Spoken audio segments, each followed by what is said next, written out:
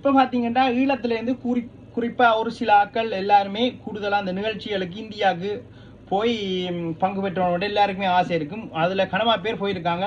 அதில் 80% ஆட்களை போய்ட்டு அடிச்சு பிரிக்க எழுப்பி விட்ருவாங்க. சோசியல் மீடியாவில் பார்த்தீங்கன்னா அடியேன்னா நெருப்படி விடும்.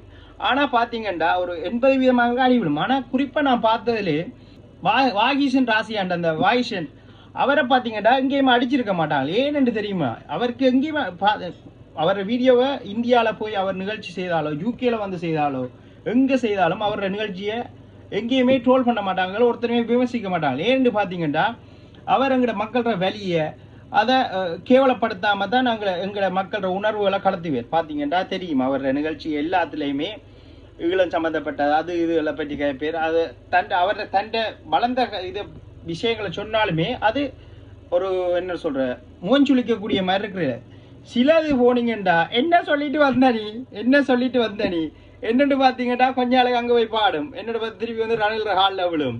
பிறகு பார்த்தீங்கன்னா இன்னொன்று டவல் டாக்குமெண்ட்டே இல்லையண்டும் தனக்கு இந்த நாட்டையும் குடியுரிமை இல்லை அந்த கடற்கரைகள் நின்று கொண்டு இங்கெல்லாம் நான் பாடி நாங்கள் கேட்க வேண்டும் என்னொன்று சொல்லும் உடுப்பு போடுறதுக்கு உடுப்பு இல்லையண்டும் இன்னும் சில சொல்லும் வீட்டில் இருக்கிற வீட்டில் விம் சோப்பும் இல்லை என்று சொல்லும். அப்படியும் இருக்கு.